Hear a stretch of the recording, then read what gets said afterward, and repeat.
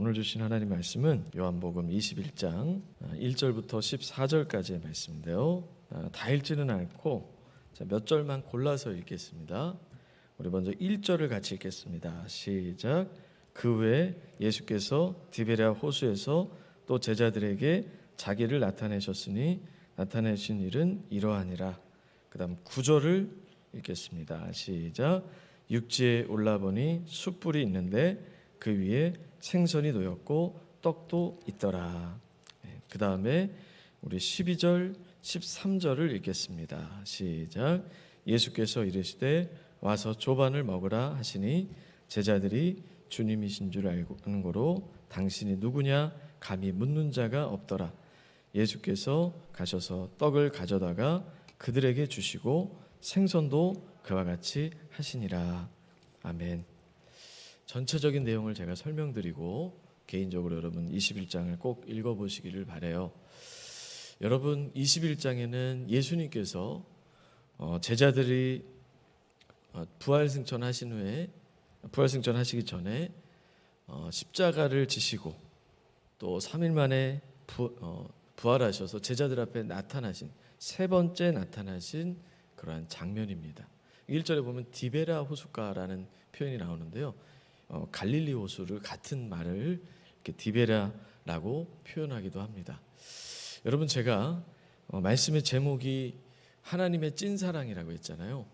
그 찐사랑이라고 표현한 이유가 있습니다. 벌써 이제 네 번째 시간인데요.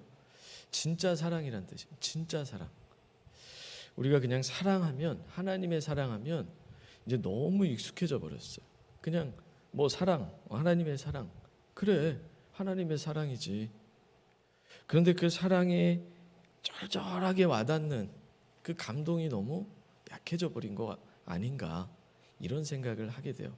그래서 그 하나님의 사랑을 진짜 사랑을 좀 같이 공유해야 되겠다. 소개드리고 나눠야 되겠다. 그 마음에서 제가 몇 가지 말씀을 나눴었어요.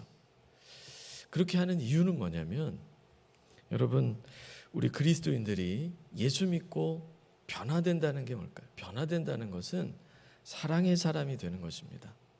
점점 주님을 닮아가는 것이고 그리스도를 깊이 사랑하게 되는 거예요. 자, 그럼 제가 이렇게 질문 드려볼게요. 여러분 작년 2020년 7월 11일과 올해 2021년 7월 11일에 주님을 향한 사랑의 깊이가 더 깊어지셨나요? 주님을 더 사랑하게 되셨나요? 이런 거 물어보는 목회자가 거의 없을 거예요. 저는 여러분들에게 참 강조드리고 싶어요. 여러 강조점이 있지만 예수 그리스도를 믿고 신앙이 성장한다는 것은 그리스도를 점점 더 사랑하게 된다는 것이에요. 그러니까 내가 얼마나 교회 생활을 오래 했고 헌신을 많이 했느냐 전혀 상관없어요. 놀라운 이야기죠. 근데 보니까 그렇더라고요. 정말로 많이 섬겼고 직분이 어떻고가 그분의 신앙을 대변하지 않더라고요. 도전이 될 수도 있어요. 나는 아닌데. 예, 그렇다면 감사한 일이고요. 그러면 신앙의 깊이는 무엇으로 보느냐? 자신이 알 수 있어요. 뭐냐면 주님을 얼마나 사랑하게 되었느냐. 여러분 그 기준을 여러 가지가 있겠지만 신앙의 기준에 중요한 기준으로 꼭 하나를 기억하셨으면 좋겠어요. 우리 인간을 이해하는 여러 가지 학문들이 발전을 했습니다. 그게 이제 인간 이해 상담이기도 하고 심리이기도 해요. 요즘 많이 이슈되는 것이 우리 아이들에 대한 또 가족에 대한 특히 우리나라가 OECD 이혼율 1위다 보니까 우리 주변에도 굉장히 많습니다. 가까운 이웃들을 생각해 보세요. 가족들을 생각해 보세요. 이혼한 가정들이 많이 있죠. 인간을 이해하는데 이렇게 말합니다. 학자들은 사람은 어린 시절에 어머니와의 관계를 통해서 세상과의 관계 맺는 방법을 배운다고 말합니다. 그래서 어린 시절에 어머니 혹은 아버지와 얼마나 애착 관계를 잘 갖고 있느냐가 그 삶에 영향을 준다는 거예요. 때로는 어떤 좌절을 겪었을 때 그 애착 관계가 잘 되어 있으면 그 좌절을 금방 극복하고 또 회복을 합니다. 그런데 이 애착 관계가 분명히 형성이 잘 안 돼 있으면 어떤 좌절 앞에 깊이 무너져서 헤어나오지를 못하는 그런 영향을 준다는 거예요. 그러면 어떻게 해야 되느냐? 이 과거에는 이렇게 얘기했어요. 어린 시절의 상처나 그런 아픔이나 그 관계로 인해서 성인기에 그런 영향을 주고 또 자녀들에게 나도 모르게 상처를 주고 아픔을 주는 그러한 모습에 대해서 많은 치유와 상담을 통해 그 사람이 회복이 되어야 된다. 그래서 무의식 안에 있는 상처를 일깨우고 또 그 상처들을 하나하나 끄집어내고 이런 과정이 필요하다. 이렇게 얘기를 했습니다. 그런데 여러분 지금 이 시대는 어떻게 얘기하냐면 이것이 계속 바뀌어 왔어요. 왜냐하면 어린 시절에 그런 많은 상처나 혹은 분명한 깊은 사랑의 애착 관계, 애가 이제 사랑이 있잖아요. 애착 관계가 형성되지 않은 아이라 할지라도 어렸을 때 고아원에서 자랐다 할지라도 부모님이 일찍 돌아가셨다 할지라도 건강한 성인으로 자라난 사람들이 많더라는 거예요. 그렇게 어떤 치료 과정을 안 겪었는데 회복된 사람들이 많더라는 거예요. 이게 어떻게 된 거냐? 그래서 보니까 그것이 아니라 그런 치료 방법이 아니라 이것을 발견했어요. 뭐냐면 아무리 상처와 아픔과 어려움이 있었다 할지라도 애착 관계가 잘 형성되지 못했다 할지라도 그 아이를 그 성인도 상관없어요. 그 아이를 혹은 그 성인을 있는 모습 그대로 받아들이고 그를 진정으로 그 이야기를 귀담아 들어주고 그를 전적으로 사랑해주는 사람을 만나면 그 사람은 얼마든지 변화될 수 있다라는 것이 밝혀졌어요. 그래서 지금 여러분 상담은 어디까지 왔냐면 과거에는 상담이 약간 지시적이었어요. 미국 같은 데 보면은 아주 옛날에 초기에 이렇게 담배를 피우면서 지시하듯 상담하는 사례도 있었어요. 지금은 그 사람과 상담자와 내담자 사이에 정말 인격적인 관계 그리고 그 대상을 정말 있는 그대로 이해하고 그 이야기를 진솔하게 받아들여주고 그리고 그 사람을 진정으로 믿어주는 관계로 상담을 진행하는 그렇게 많이 발전돼 오고 있습니다. 그런데 여러분 사람 가운데 다른 대상에 대해서 그 사람을 있는 모습 그대로 받아들여주고 이해할 수 있는 사람이 얼마나 될까요? 성경은 과거로부터 지금까지 계속 그 이야기를 해보셨어요. 주님의 사랑이 주님이 우리를 그렇게 대하신다는 거예요. 그리고 대하시는 그분이 저 천국에 지금 계셔서 우리와 함께 계시지 않는 것이 아니고 지금 우리와 함께하고 계시다는 거예요. 우리가 잘 아는 말씀 마태복음 28장 20절 마태복음 끝장 끝절이죠. 볼지어다 내가 세상 끝날까지 너희와 함께 있으리라가 끝절이에요. 마태복음 마지막 절이에요. 내가 너희와 항상 함께 있으리라. 여러분 지금도 같이 계세요? 안 계세요? 같이 계시는 거죠. 그럼 제가 여러분들에게 오늘 말씀을 전하는 이 4번이나 전한 이유는 그거예요. 같이 계시는데 무엇하고 계시냐는 거예요. 지금도 우리와 같이 계시는데 무엇하고 계시느냐? 무엇하고 계실까요? 누가 예배 잘 드리나 안 드리나 체크하고 계실까요? 어제 누가 무슨 죄를 졌는데 오늘 예배 드리네 이렇게 하실까요? 전혀 아니에요. 우리는 그렇게 생각해요. 왜? 우리가 그렇게 경험했기 때문에 권위자에 대해서 또 우리 선생님에 대해서 그렇게 경험했기 때문에 우리 주님도 그렇게 바라본단 말이에요. 근데 그게 아니라는 것을 제가 말씀을 통해 무조건적인 사랑은 조건을 보고 사랑하는 게 아니에요. 그냥 사랑하는 거예요. 그냥. 그게 조건이 없는 거예요. 누구 때문에?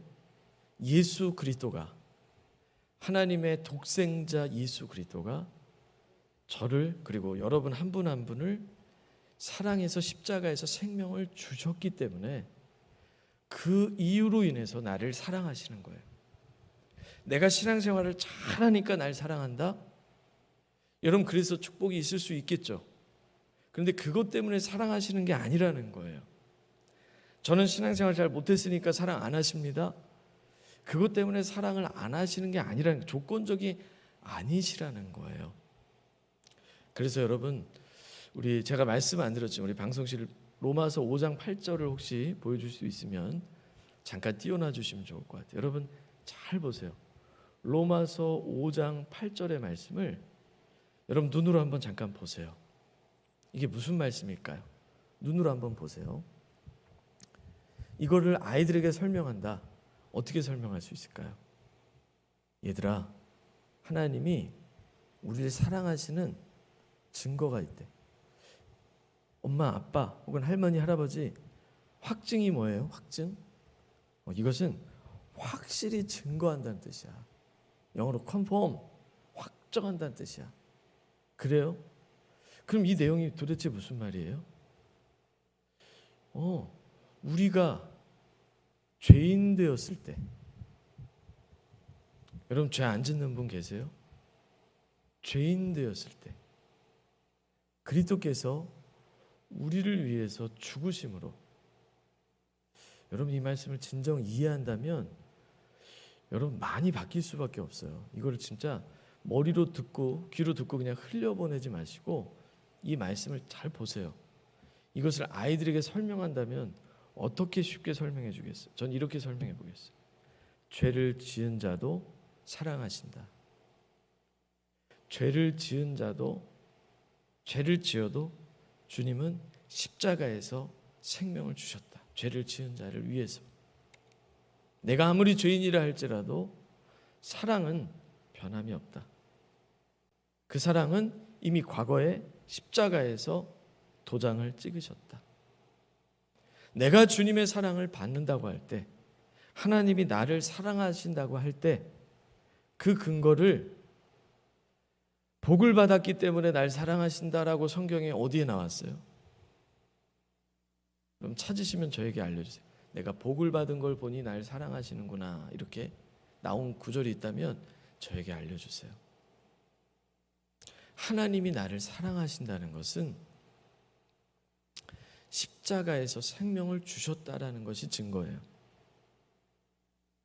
그럼 내가 십자가와 관계가 없다면 그 사랑을 알 수가 없죠. 그래서 불신자들은 그 사랑의 깊이와 그 중심을 알 수가 없어요.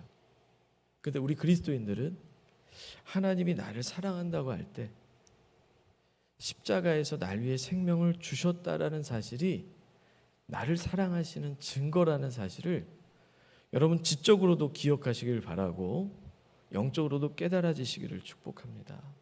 그래서 사도 바울은 무릎을 꿇고 간절히 기도했어요. 에베소서 3장 14절로 15절 보시면 무릎을 꿇고 기도했어요.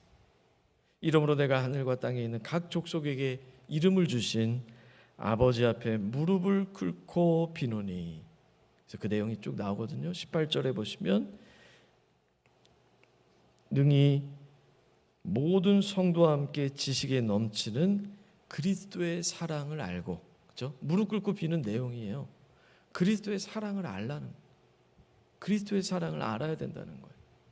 그리고 그 너비와 그 길이와 그 높이와 그 깊이가 어떠함을 깨달아 이제 여기서부터 깨닫고 하나님의 모든 충만하신 그 충만하신 은혜와 사랑과 축복과 모든 것이 너희에게 충만하시기를 구하노라.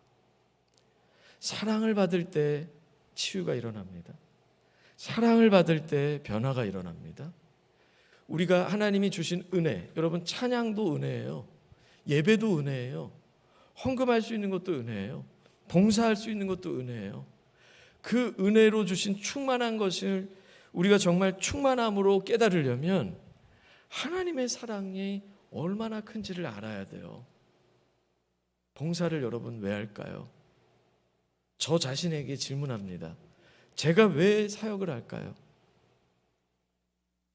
사역자의 길을 왔기 때문에 그것은 50점도 안 되는 점수예요. 사명이니까 50점도 안 돼요. 주님은 저에게 깨닫게 하신 건 그것이에요. 네가 날 사랑하느냐? 주님 너무너무 사랑합니다. 그리고 주님은 저에게 억지로 뭘 시키지 않으시고 주님이 원하시는 일들을 생각나게 하세요. 주님이 기뻐하실 일들을 생각나게 하세요. 제가 주님을 사랑하게 되고요. 그 사랑을 받으니까 사랑을 알게 되죠. 그리고 주님이 원하시는 걸 떠오르게 하세요. 그걸 제가 하는 거예요. 멱살 잡고 저를 끌고 가신 적이 없어요. 그래서 끌려가든가요? 안 끌려가요. 겉으로는 예 목사님 끌려가지나요? 조금만 다른 것을 요구해도 안 해요, 안 해. 많이 받습니다. 제가 그래요. 주님이 은혜가 없으면 작은 것만 추가해서 뭘 하라고 그래도 제가 그러고 있어요. 마음으로 그러고 있어요. 겉으로는 모르죠. 왜 주님이 시키는지 내 마음에 시키는 걸 사람들은 모르죠. 요한아 이거 하지 않겠니? 이거 해보지 않겠니? 사람들은 모르죠. 저는 안 해요. 제가 저만 알아요.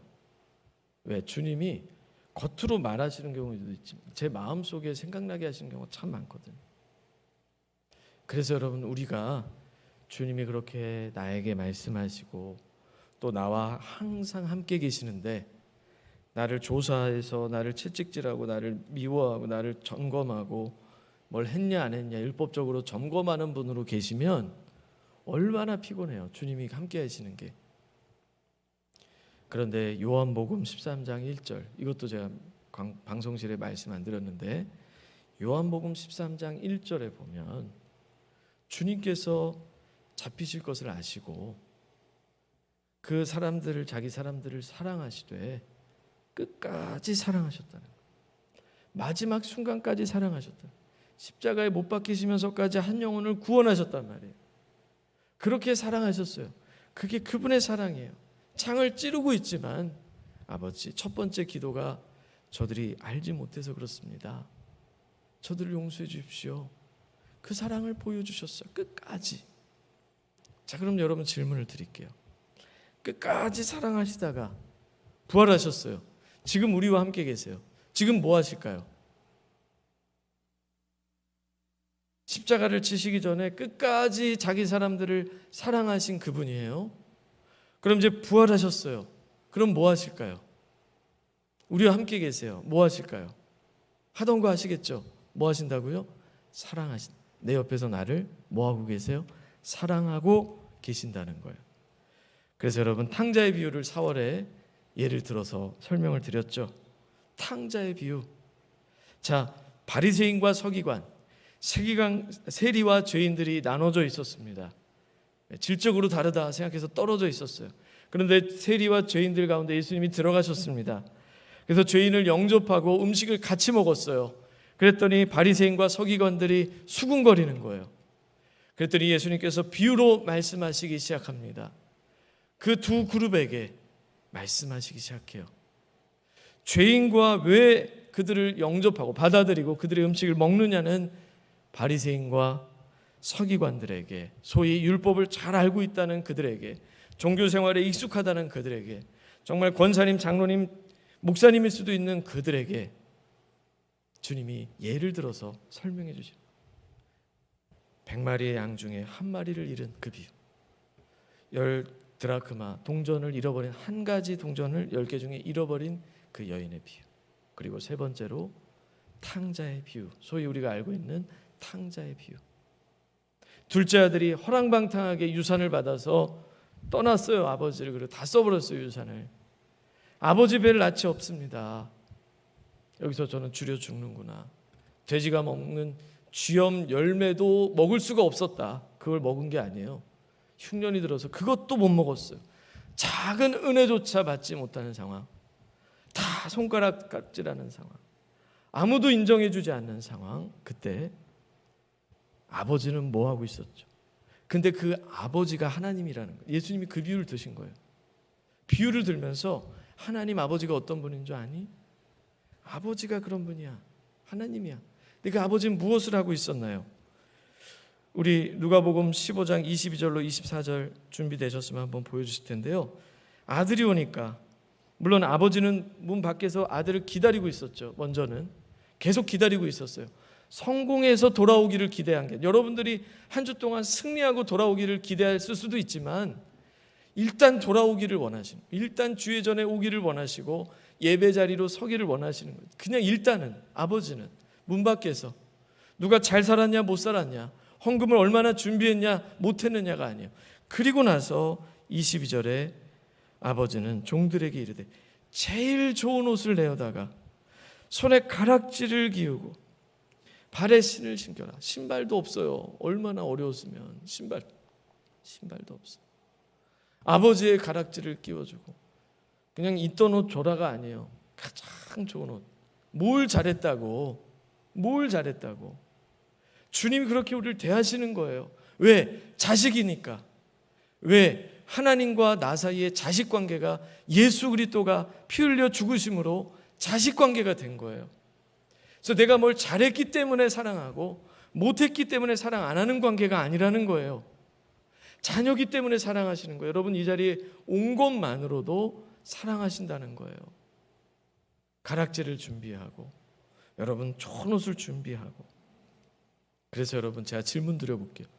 여러분들이 하나님의 자녀가 되었다는 것으로 인해서 무엇이 바뀌셨나요? 삶 속에 질문해 보세요. 내가 하나님의 자녀가 됐다는 걸 통해서 내 인생이 어떻게 바뀌었습니까? 이게 바뀌어야 돼요. 주님이 나를 환대하시는 걸 경험하셔야 돼요. 주님이 나를 환영하시는 걸 경험하셔야 돼요. 주님이 나를 사랑하시는 걸 경험하셔야 돼요. 뭘 해서 사랑이 아니라 지금도 사랑하고 계세요. 사랑하는 자녀가 이렇게 와 있는데, 여러분 세상 가운데 얼마나 힘들고 어렵고 복잡한 일을 겪었는지 다 알아요. 그래서 군대 가면요, 신병 훈련소에서 막 훈련받고 예배 드리잖아요. 거의 다 울어요. 거의 다 울어요. 왜? 그 고생 가운데 하나님이 그걸 아신다는 마음이 있어서 거의 다 울어요. 우리도 사실 세상 가운데 크고 작은 아픔과 상처, 고난과 괴로움, 말 못할 상황, 가족의 아픔, 또 나의 질병, 재정적인 어려움, 수많은 어려움을 가지고 왔어요. 코로나 블루라고 해서 전 세계가 꽉 붙들려 있어서 누구나 다 우울감이 있는 시대가 되어버렸어요. 그런데 그걸 위로받을 수 있는 분이 주님이신데 그분 앞에 여러분 얼마나 울어보셨나요? 그분이 사랑한다는 음성을 얼마나 들어보셨나요?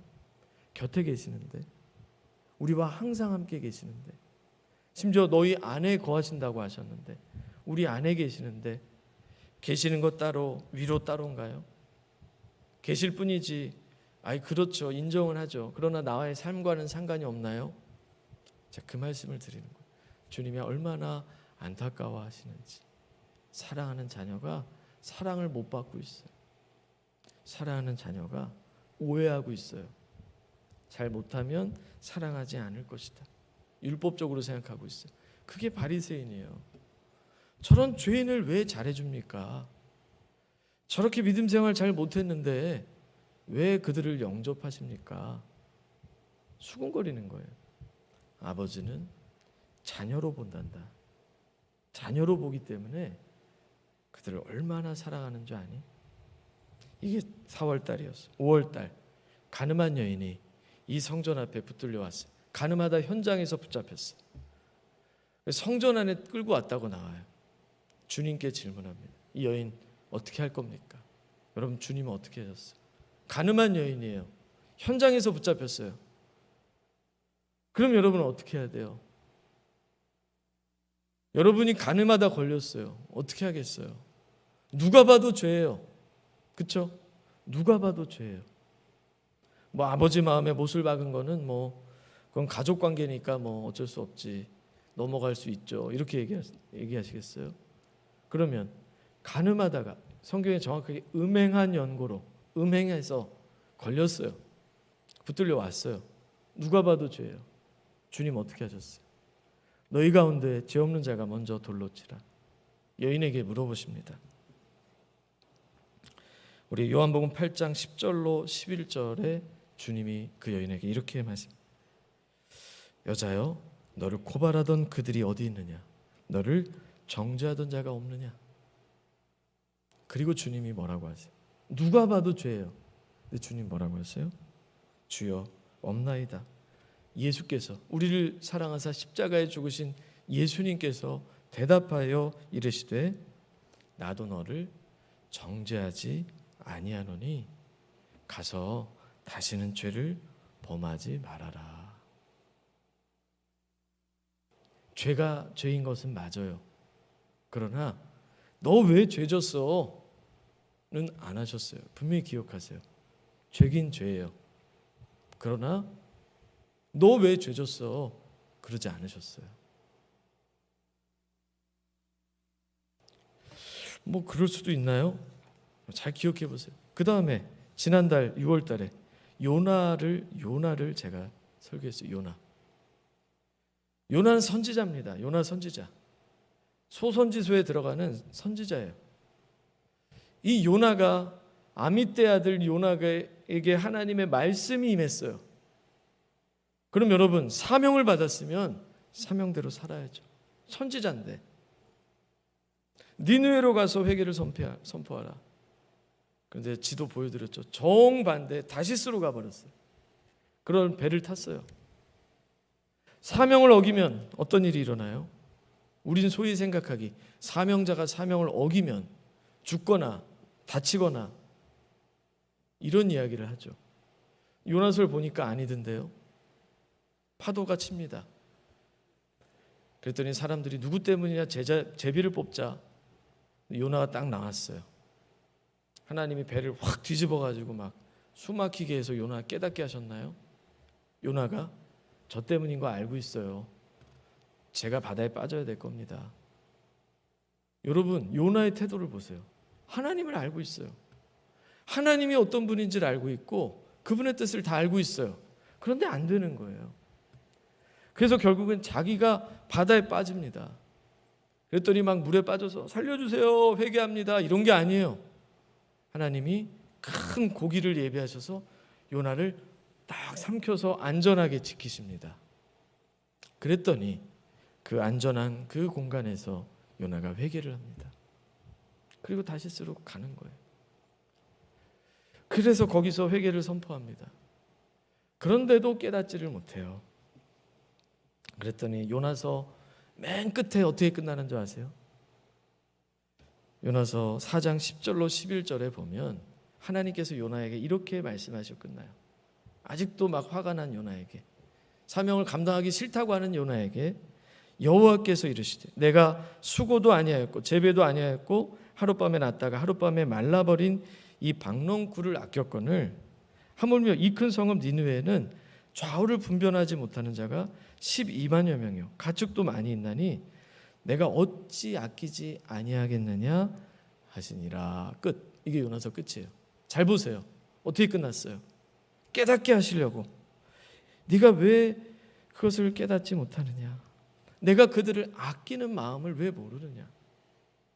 다리몽둥이가 부러진 게 아니에요. 요나를 계속 깨닫게 설득하고 이해시키고 있는 거예요. 지금 하나님께서. 사명 순종 안 하니까 그냥 나를 치셨습니다. 그게 아닙니다. 그런 하나님 무서워서 어떻게 동행해요, 여러분? 그래서 동행 안 하는 거예요. 예배 때는 계신 것처럼 하고 평소에는 없는 것처럼 죄를 짓고 막 사람들에게, 가족들에게. 왜? 그분이 무서우니까. 사랑의 동행이 아니니까. 그런데 성경은, 말씀은 그분이 어떤 분으로 표현하고 있냐는 거예요. 오늘 예수님을 부인한 베드로를 대하시는 주님, 제자들을 대하시는 주님을 보자고요. 예수님이 어떻게 대하셨는지 보자고요. 그들은 호언장담했습니다. 절대 주님 부인 안 할 겁니다. 너희들이 나를 3번 부인할 거다. 절대 안 합니다. 베드로는 이렇게 얘기했어요. 다 부인해도 저는 안 해요. 그런데 보기 좋게 주님을 부인하고 심지어 한술 더 떠서 저주까지 했습니다. 그리고 정말 다 굴기 전에 그것을 깨닫고 통곡을 합니다. 그리고 제자들은 숨어 있었어요. 주님 부활하셨지만 숨어 있었어요. 그랬더니 여러분 읽진 않았지만 여러분 20장에 보면 20장 19절에 보면 예수님이 제자들이 있는 곳에 숨어 있는 곳에 찾아가요. 그래서 뭐 했는지 아세요? 무덤에서 만난 게 첫 번째였고 두 번째 만남은 제자들이 숨어 있는 곳, 저녁에 숨어 있는 그곳에 가셔서 제가 좀 속된 말 할게요. 쥐새끼 같은 녀석들 여기 숨어 있네. 이 배반자들. 이렇게 얘기하지 절대 않으셨어요. 제자들에게 뭐라고 얘기하십니까? 제자들이 유대인을 두려워서 모인 곳에 예수께서 오사 가운데 서서 이르시되, 가운데, 제자들이 가운데 딱 서서 첫 마디가 뭐예요? 평강이 있을지어다. 여러분, 죄 가운데 숨어 계시나요? 감추고 계시나요? 주님이 오시면 뭐라고 하실까요? 회초리 들고 너 일로 와봐. 그렇게 하신다고요? 평강이 있을지어다. 그래서 평강이 생겨요? 그래서 21절에 19절 다음에 21절에 한 번 더 말씀하시는 주님의 센스. 예수께서 또 이르시되 너에게 평강이 있을지어다.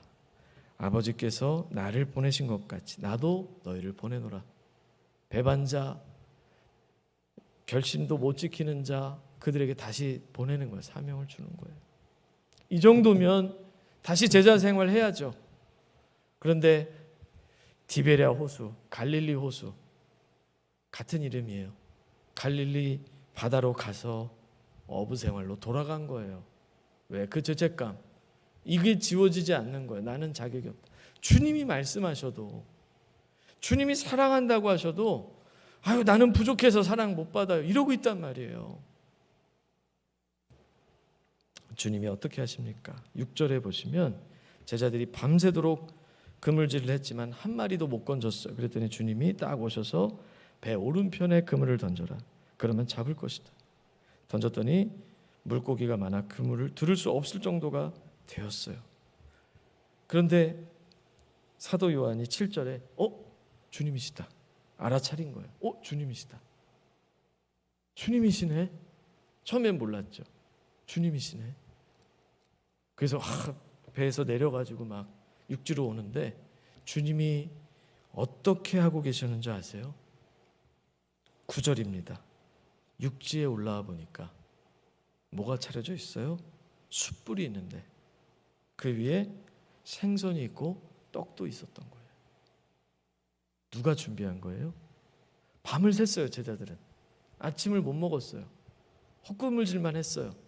오른편에 그물을 던져라. 던져서 엄청나게 많은 고기를 거뒀는데 여러분, 주님이 육지에 와 보니까 숯불 위에 생선과 떡이 놓여 있더라는 거예요.